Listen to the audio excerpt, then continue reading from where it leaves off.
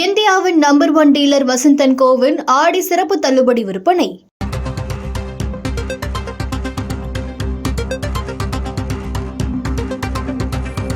அண்மைச் செய்தி. இங்கிலாந்து ஜெர்மனி பயணத்தை முடித்துக் கொண்டு தமிழகம் திரும்பிய முதலமைச்சர் மு.க. ஸ்டாலினுக்கு உற்சாக வரவேற்பு வழங்கப்பட்டது.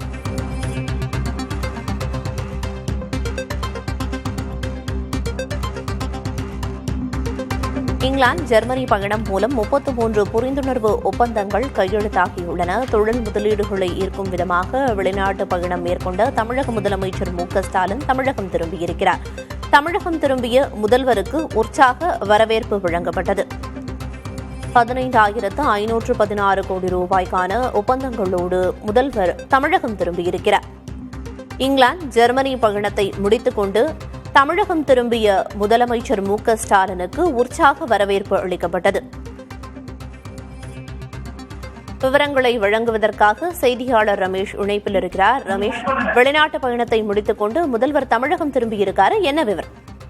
ஜெர்மனியில 26 புரிந்துணர்வு ஒப்பந்தங்களும் இதே போல லண்டனில் நடைபெற்ற புரிந்துணர்வு ஒப்பந்தத்தில் கிட்டத்தட்ட 8,496 கோடி ரூபாய் முதலீட்டில் 2,293 பேருக்கு வேலைவாய்ப்பு கிடைக்கக்கூடிய வகையிலும் கிட்டத்தட்ட 33 புரிந்துணர்வு ஒப்பந்தங்கள் மூலம் 15,516 கோடி முதலீடு மற்றும் 17,000 நபர்களுக்கு வேலை கொடுக்கக்கூடிய இந்த புரிந்துணர்வு ஒப்பந்தங்களை கையெழுத்திட்டுவிட்டு முதலமைச்சர் தற்போது இந்த சென்னை விமான நிலையம் வந்திருக்கிறார். விமான நிலையத்தில் மூத்த அமைச்சர்கள் அவரை வரவேற்றார்கள். துரைமுருகன், அதே போல தேவாவேலு உள்ளிட்ட மூத்த அமைச்சர்களும், டி.ஆர். பாலு உள்ளிட்ட எம்பிக்களும் வரவேற்றிருக்கிறார்கள். முதலமைச்சர் இன்னும் சிறிது நேரத்தில் இங்கே செய்தியாளர்களை சந்திக்க இருக்கிறார். இந்த 5வது ஆண்டில் பாத்தீங்கன்னா 5வது முறையாக அவர் வெளிநாடு சுற்றுப்பயணம் மேற்கொண்டிருக்கிறார்.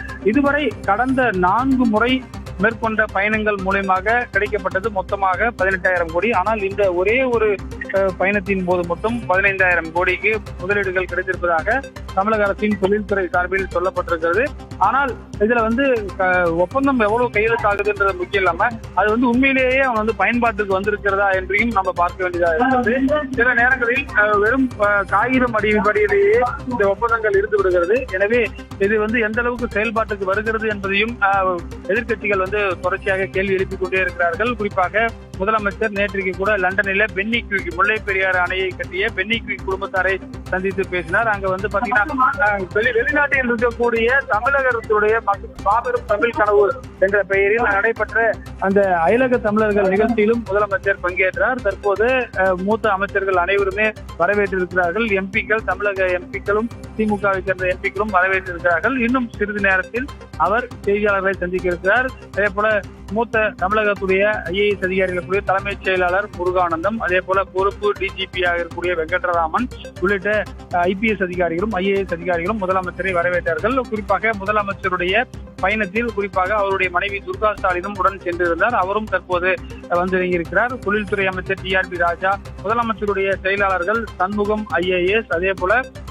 உமாநாத் IAS உள்ளிட்டோரும் சென்றிருந்தார்கள். அவர்களும் தற்போது இறங்கியிருக்கிறார்கள். ஒரு வார காலத்திற்கு பிறகு முதலமைச்சர் தமிழகம் திரும்பி இருக்கிறார். அவர் இன்று முழு ஓய்வில் இருப்பார் எனவும் நாளை முதல் அவர் வழக்கமான தனது பணிகளை தொடர்வார் எனவும் தமிழக அரசு வட்டாரங்கள் தெரிவிக்கின்றன. தொடர்ச்சியாக முதலமைச்சர் வரக்கூடிய 10, 11 ஆகிய 11, 12 ஆகிய தேதிகளில் அவர் கிருஷ்ணகிரிக்கு செல்ல இருக்கிறார்.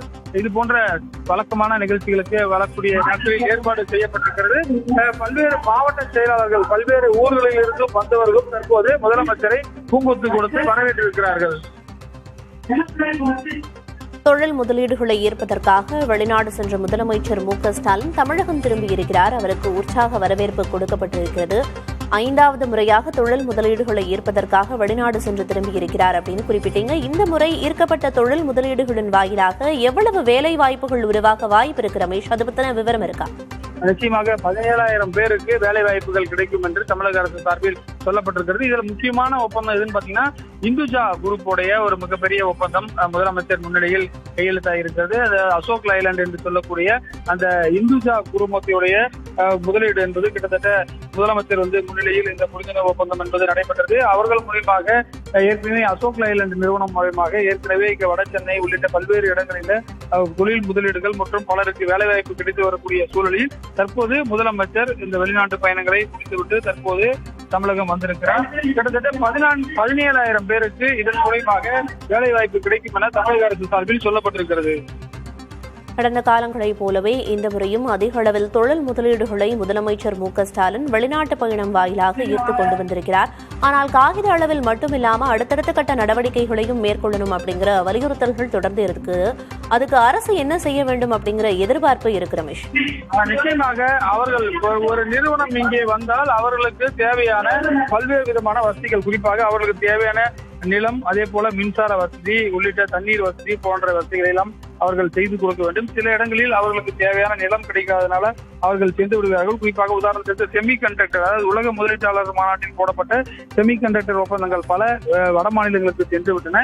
இது போன்ற சிக்கல்களும் இருக்கின்றன. அதாவது அது மட்டும் இல்லாமல் அதிகமாக பொல்யூஷன் ஏற்படுத்தக்கூடிய நிறுவனங்களும் தமிழகத்தில் வரக்கூடாது என எதிர்க்கட்சிகள் சொல்கிறார்கள். வெறும் பெயரளவில் இந்த ஒப்பந்தங்கள் செய்யப்பட்டு அதிக பிளாஸ்டிக் உற்பத்தி போன்ற நிறுவனங்கள் அதிக அளவில் பொல்யூஷன், அதாவது காற்று மாசுபாடு உள்ளிட்ட மாசுபாடுகளை ஏற்படுத்தி வருகின்றன. எனவே அது போன்ற மாசுபாடு இல்லாத, சுற்றுச்சூழலுக்கு பாதிப்பு இல்லாத நிறுவனங்கள் தமிழகத்தில் அதிக அளவில் வர வேண்டும் என்றும் கோரிக்கை இருக்கிறது. ஏனென்று சொன்னால் அதிக நிறுவனங்கள், குறிப்பாக பல தொழிற்சாலைகள் அதிக அளவிலான மாசுபாட்டினையும் ஏற்படுத்தி வருகின்றன. எனவே இதையெல்லாம் கருத்தில் கொண்டு முதலீடுகள் இருக்க வேண்டும் எனவும் கோரிக்கை வைக்கப்படுகிறது. தற்போது முதலமைச்சர், குறிப்பாக மூத்த IAS அதிகாரிகள் என பலரும் வரவேற்ற பிறகு, மூத்த அமைச்சர்கள், மாவட்ட செயலாளர்கள் என பலரும் வரவேற்ற பிறகு அவர் இன்னும் சிறு நேரத்தில் செய்தியாளர்களை சந்திக்க இருக்கிறார்.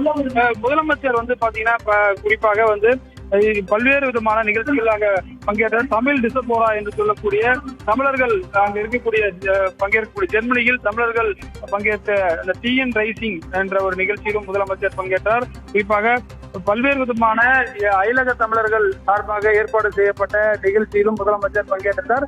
இந்த பயணத்தின் போது முதலமைச்சருடைய மருமகன் சபரீசன் உள்ளிட்டோரும் குடும்ப உறுப்பினர்களும் சென்றது குறிப்பிடத்தக்கது. முதல்வரின் வெளிநாட்டு பயணம் தொடர்பாக வெள்ளை அறிக்கை வெளியிட வேண்டும் அப்படின்னு அதிமுக பொதுச் செயலாளர் எடப்பாடி பழனிசாமி தொடர்ந்து வலியுறுத்தி வருகிறார். வெள்ளை அறிக்கை வெளியிடப்படுமா அப்படிங்கிற கேள்வியும் எதிர்பார்ப்பும் எதிர்க்கட்சி தரப்பில் இருந்து இருக்கே ரமேஷ். நிச்சயமாக எதிர்க்கட்சிகள் தொடர்ச்சியாக கேட்கிறார்கள். கிட்டத்தட்ட 10 லட்சம் கோடிக்கு முதலீடுகள் வந்ததாக சொல்கிறார்கள். ஆனால் அது பெயரளவில் மட்டுமே இருக்கிறதாக சொல்லப்படுகிறது. இந்தியாவின் number 1 dealer Vasanth and CoWIN ஆடி சிறப்பு தள்ளுபடி விற்பனை.